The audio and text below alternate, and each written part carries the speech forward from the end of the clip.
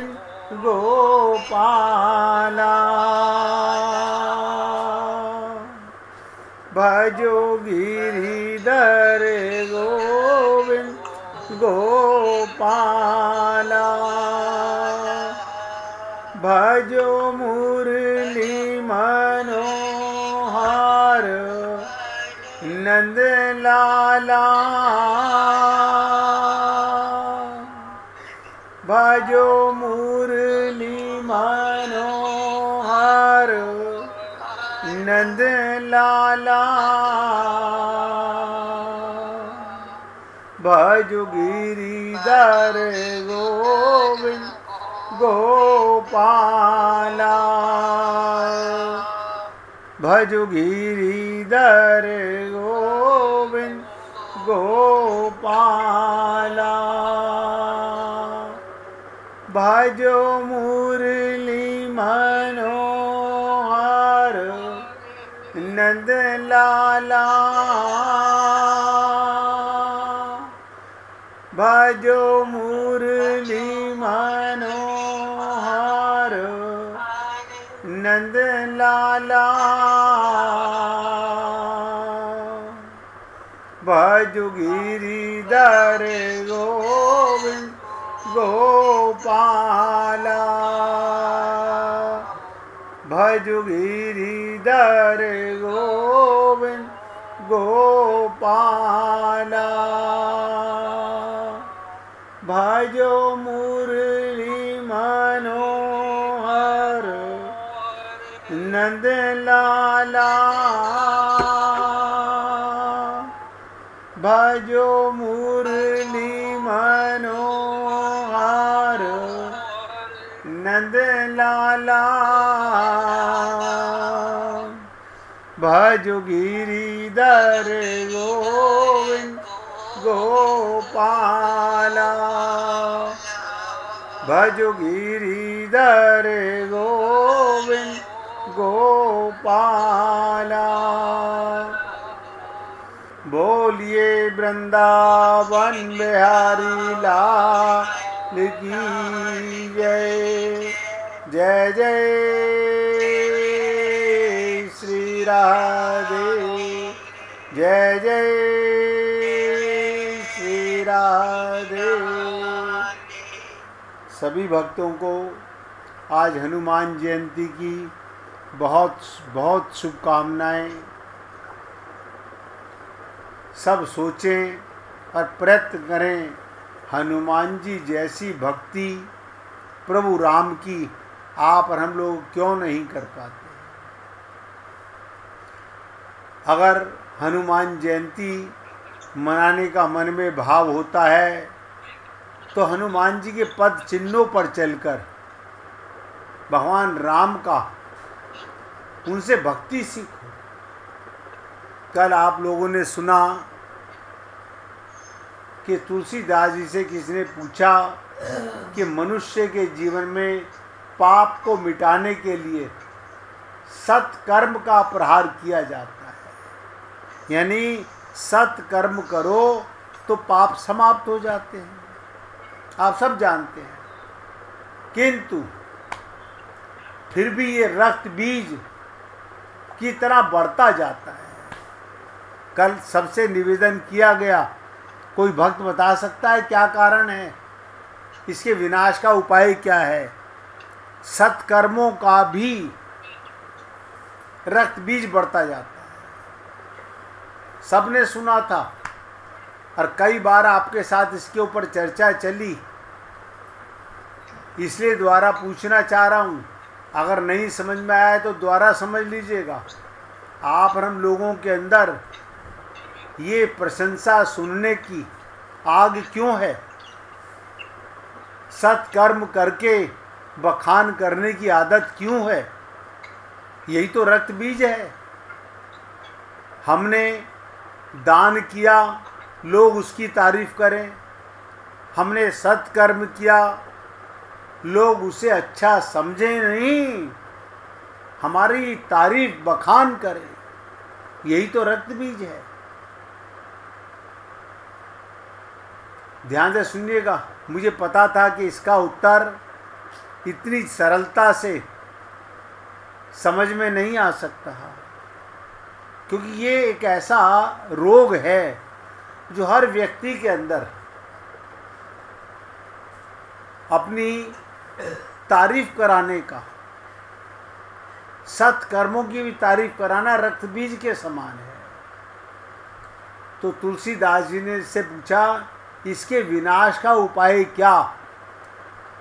उस रक्त बीज को तो माँ ने मार के उसका रक्त नीचे नहीं गिरने दिया, पी लिया, लेकिन आप और हम लोग अपने अंदर जो रक्त बीज जमा हो जाते हैं, हमारे अंदर जो ये रक्त बीज की लालसा बनी रहती है, इसको समाप्त करने का उपाय क्या? पूरी एकाग्रता से समझने का प्रयत्न कीजिएगा। तो तुलसीदास जी ने कहा था, हरित हरति एक अग असुर जालिका, तुलसीदास प्रभु कृपा कालिका। ये कालिका कौन है? बोले भगवान की कृपा ही कालिका है। उपाय समझ लीजिएगा। अगर आप हम लोग ये चाहते हैं कि हमारे अंदर ये रक्त बीज समाप्त हो जाए,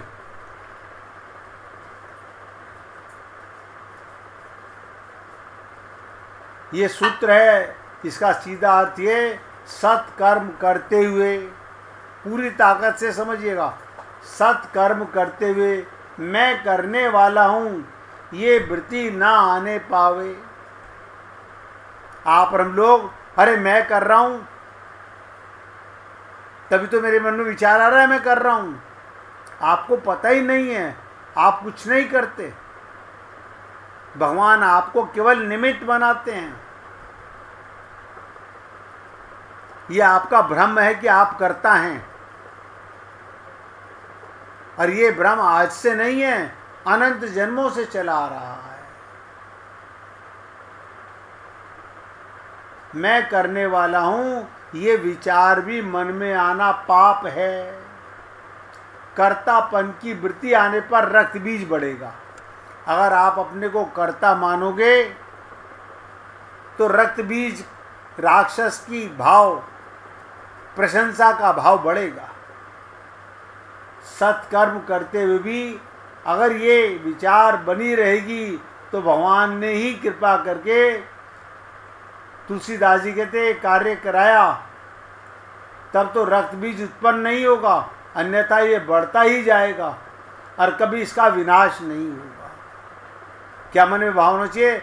भगवान ने मुझे माध्यम बना के ये कार्य कराया, मैं करता नहीं हूँ, करते तो परमात्मा है, अन्यथा ये बढ़ता ही जाएगा और कभी इसका विनाश नहीं होगा।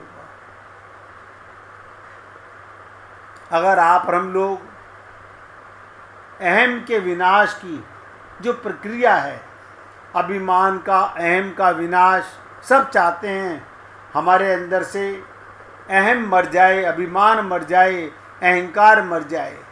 अगर वाकई में मारना चाहते हो तो उपाय है, उसका संकेत रामचरितमानस में कुंभकर्ण के संदर्भ में किया गया। कुंभकर्ण रूपी अहम को जगाया गया। आप और हमारे अंदर अहम जगाया जाता है। कब जगाया गया? जब रावण की आधी सेना मारी जा चुकी थी। यही अभिमान का मनोविज्ञान है। आधे दुष्कर्म मिट जाते हैं, तब कुंभकर्ण रूपी अहम को जगाया जाता है। इसका अभिप्राय ये कि लोभ को मिटाने के लिए दान किया गया, तो लोभ कुछ घटा, लेकिन उसके साथ तुरंत मैं दानी हूं, यह अभिमान आ गया। एक पाप मरा नहीं, दूसरा पाप खड़ा हो गया, अभिमान खड़ा हो गया। मैं सत्कर्म करने वाला हूं, यह अभिमान, यही तो कुंभकर्ण जाग गया आपके अंदर। आपको लगता है कि रावण का भाई कोई और कुंभकर्ण है, ये तो परमात्मा इस रामचरितमानस के डायरेक्टर और उन्होंने पात्रों को नियुक्त किया, और आप और हम लोग अपने अंदर नहीं देख पाते। हम कुंभकर्ण रावण का भाई तो है। रावण कौन? मोह। अब जिसे मोह होगा उसमें अभिमान भी होगा, उसका भाई भी होगा, उसका बेटा काम भी होगा।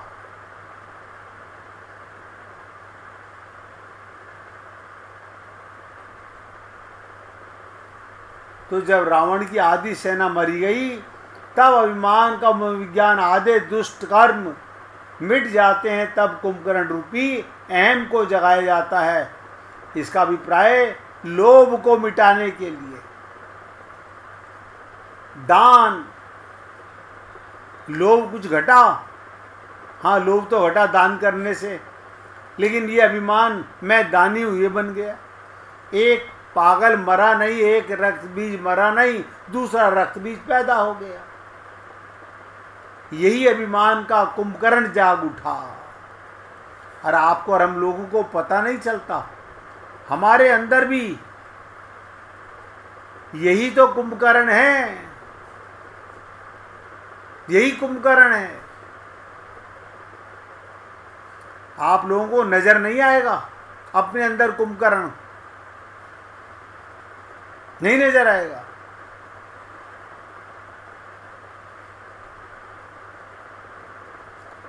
सत्कर्म के द्वारा आधे पाप के कष्ट होते ही जैसे आधा पाप नष्ट हो जाए, इसके जागने का बड़ा डर है।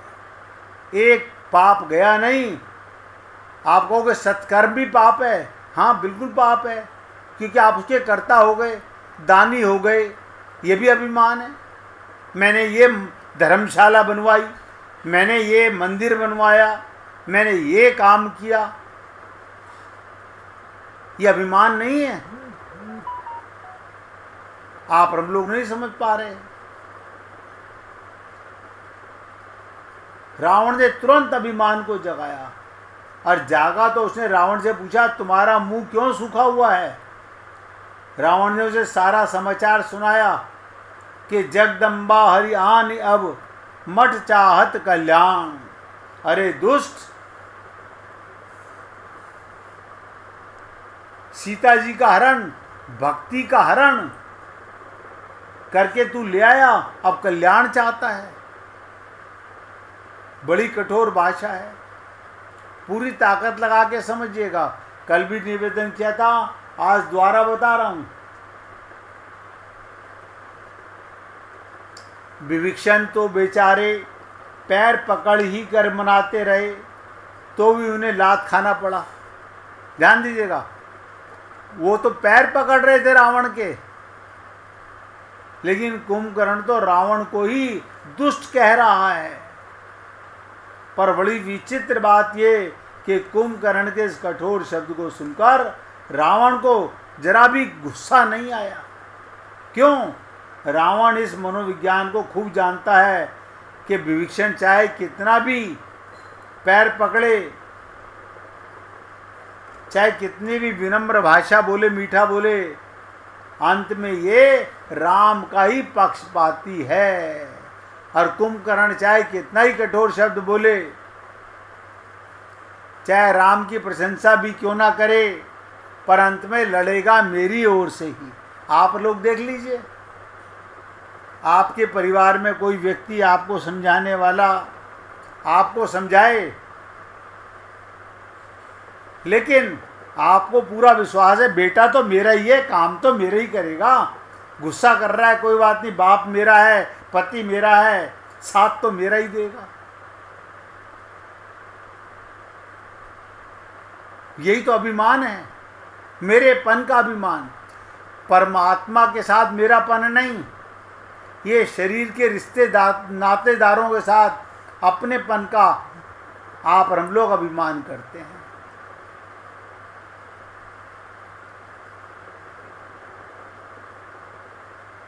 इसका अभिप्राय कि अभिमान तो सत्कर्म की भी सराहना कर देता है। अभिमान तो सत्कर्म की भी सराहना कर देता है, भगवान की भी सराहना कर देता है, किंतु जब सक्रिय होता है तो मोह की ओर जोर से ही सक्रिय होता है। आप और हम लोग आज भी, मैं चैलेंज से कहता हूँ, हम भगवान को छोड़ देंगे, गुरु को छोड़ देंगे, मोह नहीं छोड़ेंगे। तो हम में और रावण में कमी क्या है? हम भी रावण हैं। आप अपने आप पर झांक कर देख लीजिए।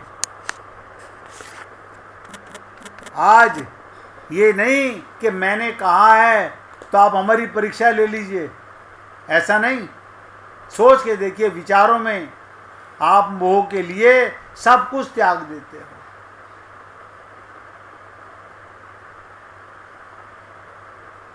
यही अभिमान, यही अहंकार, यही कुंभकर्ण है।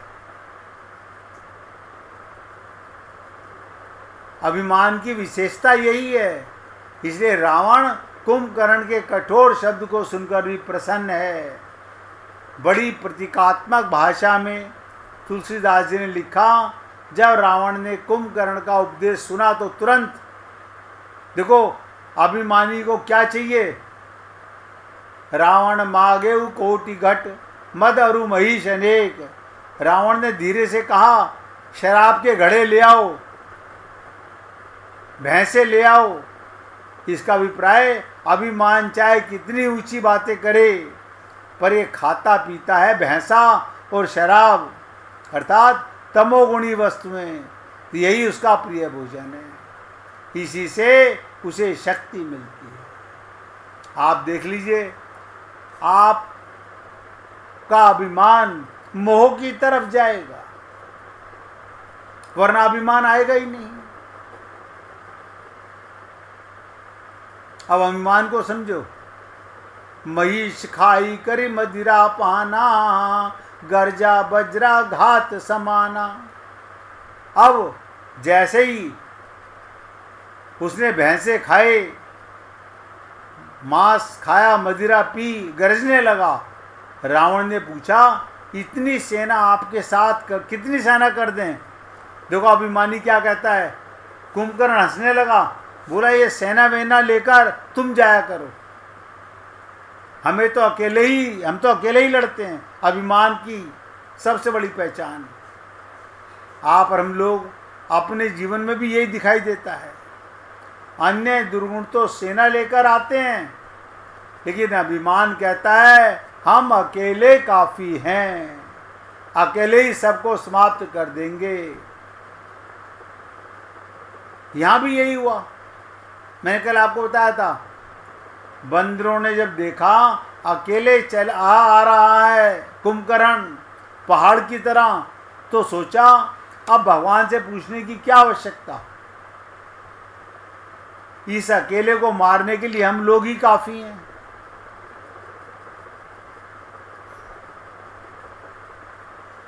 कुंभकर्ण को देखते ही सारे बंदर उत्साहित होकर दौड़े और लगे वृक्ष पर्वत फेंकने। इस पर तुलसीदास जी ने किसी से पूछा, इस प्रहार से कुंभकर्ण को क्या हुआ? बोले खुजलाहट, जिमी गज अर्क फलनी को मारो। जैसे आप हाथी के ऊपर कोई फल फेंक के मारो, उसे क्या चोट लगेगी? उसे तो खुजली मिटाने का आनंद मिल रहा है कि चलो भाई कोई खुजला रहा है। अब मैंने कल आपसे बहुत विशेष बात कही थी, अगर आपको याद रही हो, जिन साधनों के द्वारा हम अभिमान को मिटाना चाहते हैं,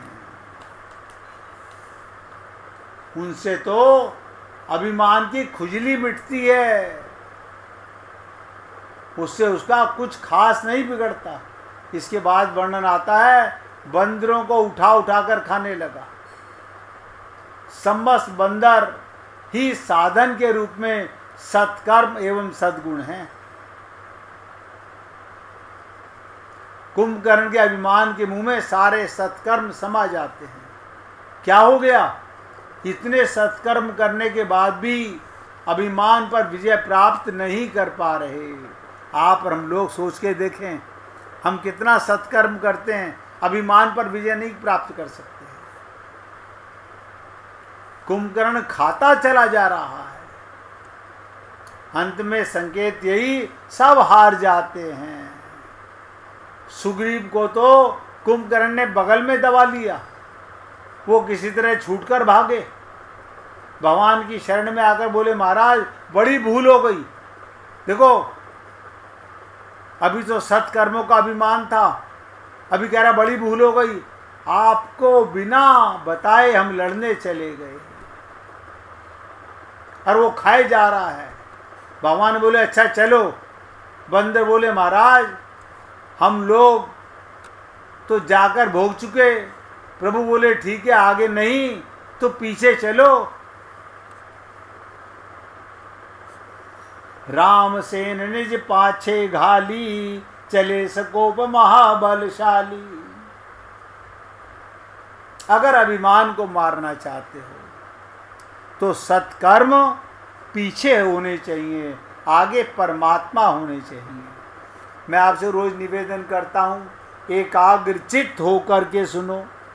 क्या मतलब? अपने चित्त के आगे भगवान को खड़ा करके सुनो।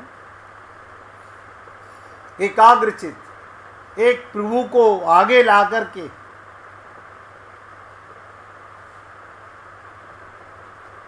अब ध्यान से सुनिएगा, बीच में एक लीला सुन लीजिएगा।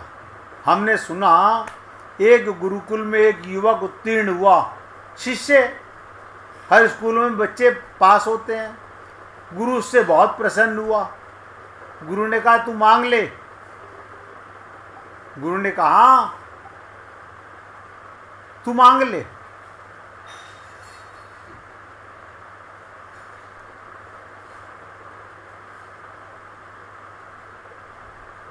तो तुझे क्या चाहिए? मैं तुझसे बहुत प्रसन्न हूं। उस युवक ने कहा मुझे कुछ और मांगना नहीं।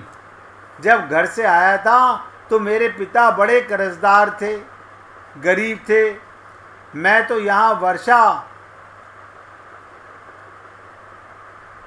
के समय घर से निकला और बरसों आश्रम में आपके रहा। पता नहीं उनकी कैसी हालत होगी, वो कर्ज चुका पाएंगे कि नहीं। चुका भी दिया होगा तो गरीबी होंगे, भूखे होंगे। बस एक आकांक्षा, जाकर किसी तरह उनकी सेवा कर पाऊं। गुरु से ये मांग रहा है। तो उसके गुरु ने कहा तू एक काम कर, इस देश का जो सम्राट है तू वहाँ चला जा। वो रोज सुबह एक व्यक्ति को वरदान देता है। वो रोज सुबह एक व्यक्ति को वरदान देता है कि जो भी मांगो तो जल्दी से जाकर खड़े हो जाना, 4 बजे रात ही पहुंच जाना, ताकि तू पहला मिलने वाला व्यक्ति हो। वो खड़ा हो गया 4 बजे से।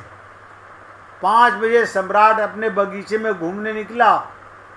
उस युवक को खड़े देखा, पूछा क्या चाहते हो? जब सम्राट ने ये पूछा क्या चाहते हो, गुरु ने कहा था जो मांगेगा वो सम्राट दे देगा। तो तुम सोच सकते हो उसकी हालत बहुत मुश्किल हो गई। सोचा था 500 रुपये मांग लूंगा। उस पुराने जमाने में 500 रुपये तो जिंदगी भर के लिए बहुत होते थे। मगर जब सम्राट ने कहा मांग ले जो तुझे मांगना है, तो उसे सोचा मैं पागल हूँ, अगर 500 मांगूँ 5000 क्यों ना मांगूँ, 5 लाख क्यों ना मांगूँ, 5 करोड़ क्यों ना मांगूँ। ये अभिमान, ये रक्त बीज और आप लोगों की, हम लोगों के मन की मूर्खता ऐसे ही बढ़ती चली जाती है। बात बढ़ती चली गई। सम्राट ने कहा मालूम होता है तू तय करके नहीं आया, तुझे अभी तक यही नहीं पता क्या मांगना है, कितना मांगना है। तू विचार कर ले, मैं जब तक बगीचे का चक्कर लगा लूं। जब तक सम्राट ने बगीचे का चक्कर लगाया तब तक वो युवक बिल्कुल पागल हालत में हो गया। संख्या बढ़ती चली जा रही थी।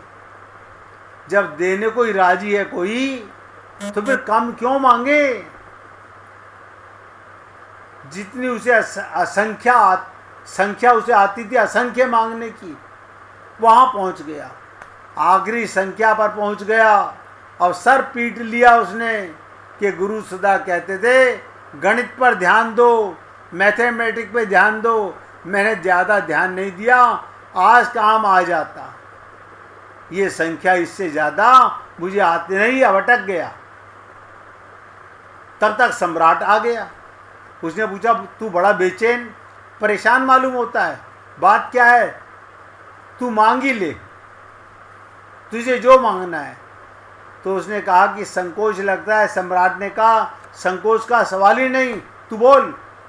उसने कहा, ऐसा करें, मेरा बहुत सोचा, बहुत संख्या सोची, लेकिन गणित मेरा ठीक नहीं और संख्या पर जाकर मैं अटक गया, और अगर उतना मैं मांगूं तो ज़िंदगी भर पछताऊंगा कि मैं और क्यों ना मांग लिया। तो आप ऐसा करें, आप जिस दरवाजे से मैं आया हूँ बाहर निकल जाएं। ध्यान दो क्या मांग रहा है। जिस दरवाजे से मैं आया हूँ आप उस दरवाजे से बाहर निकल जाएं, और जो आपके पास है सब मुझे दे दें, तो मुझे जिंदगी में दुख नहीं होगा कि जो था सभी मिल गया। अब संख्या का कोई सवाल ही नहीं, कितना मांगे सब दे दें। बहुत इंपॉर्टेंट कथा है, ध्यान से सुनिएगा। युवक तो सोचता था सम्राट घबरा जाएगा ये सुनकर, लेकिन सम्राट ने तो आकाश की तरफ हाथ जोड़े और कहा, हे प्रभु, तो तूने भेज दिया वो आदमी जिसकी मुझे तलाश थी। तब तो युवक थोड़ा घबरा गया। उसने कहा, बात क्या है, आप क्या कह रहे हो? वो सम्राट बोला, अब तू सोच, विचार में मत पड़ जाना, तू भीतर जा, संभाल। मैं थक गया हूं बहुत, और मैं वर्षों से प्रार्थना कर रहा था कि प्रभु किसी को भेज दो जो सब मांग ले। आज भगवान ने सुन ली। उस युवक ने कहा, मुझे एक दफा और सोचने का मौका दो, आप एक चक्कर और बगीचे का लगाएं। सम्राट ने कहा कि नहीं, मुश्किल से तू आया है, वर्षों हो गए मुझे दान देते देते, मगर छोटे छोटे दान लोग मांगते, उससे क्या बनता बिगड़ता। तू हिम्मत वाला आदमी है, सोचने की क्या जरूरत है, फिर सोचना मजे से, महल में जा वहीं सोचना।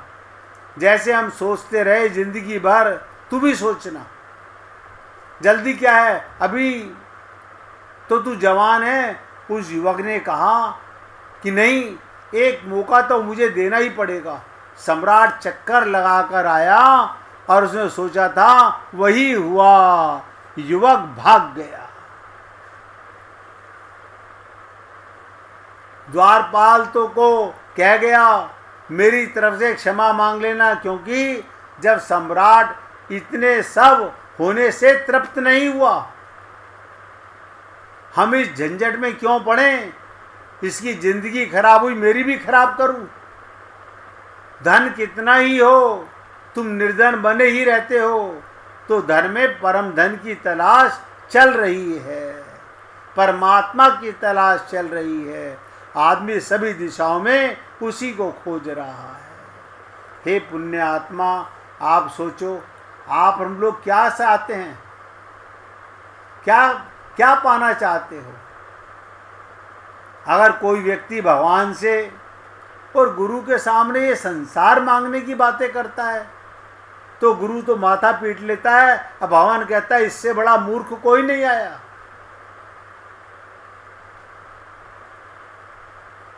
क्या मांगना चाहिए, कैसे मांगना चाहिए, इसकी चर्चा करेंगे। पहले भगवान का कीर्तन करेंगे। हरे कृष्ण, कृष्णा